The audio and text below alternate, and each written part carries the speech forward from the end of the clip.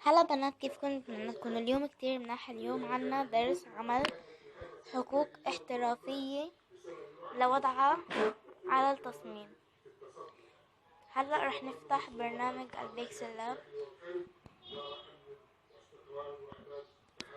بدنا نختار خلفية شفافة، نختار نص، تكتبي اي حقوق انتي بدك اياها. بس انا بحب هاي الحقوق بهاي الطريقة، حقوقي تكون هيك.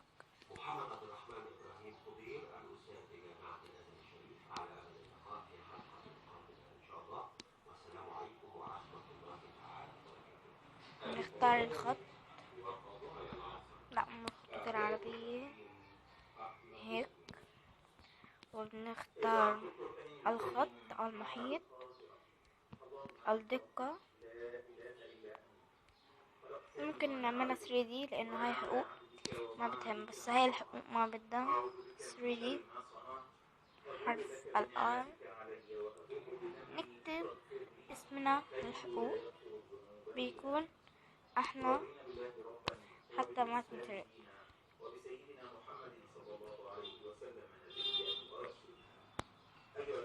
وبدنا نختار اي لون بدنا اياه، صفر هيك. نختار الخط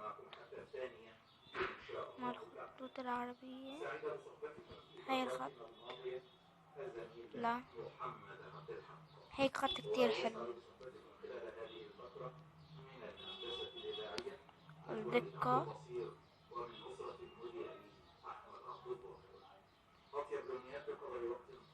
بدنا نكبرها شوي.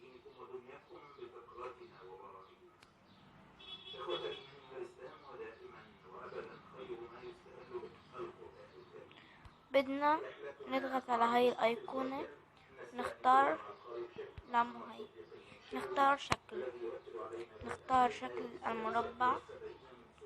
بدنا نظبط الحجم هيك ونخليها أرفع شي. بدنا هي تكون، لا ندخل،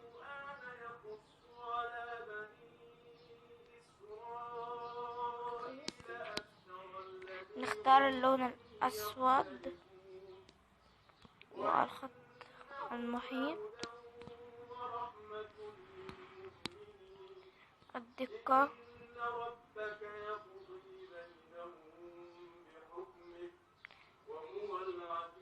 نحاول نرفع الخط شوي هيك. نختار الموقع، إذا كان فيسبوك أو انستغرام أو تويتر أو جوجل. أنا راح أختار الجوجل.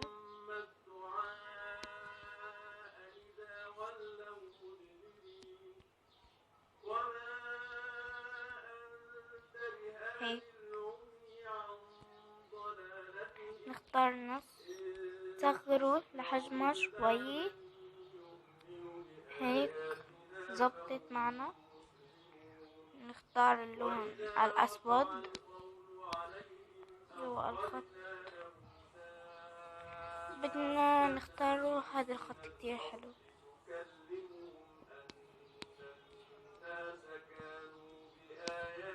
الدقة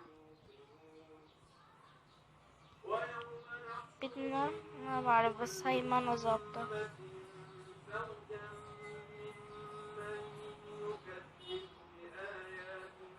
هيك زبطت.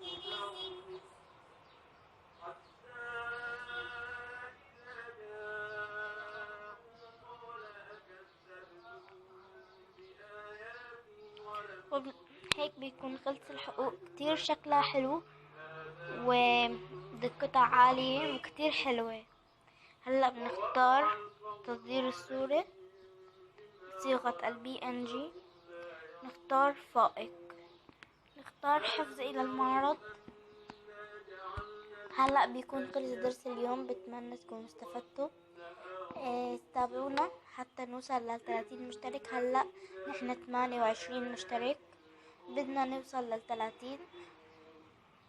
بدنا 2 مشترك، وساعدوني لأنشر القناة ولوصل لعدد من المتابعين كتير. بدنا نوصل ل30 مشترك. باي.